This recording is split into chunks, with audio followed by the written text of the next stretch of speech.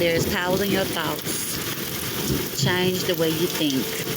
Cast down the negative and replace it with positive. Renew your mind. How do you do that? By reading the Word of God.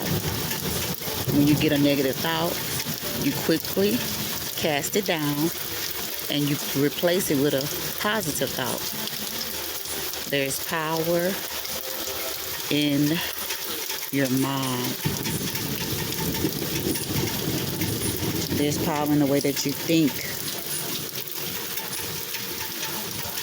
Begin to think and believe for what you want to see happen in your life. God bless. Remember to smile, love, and forgive.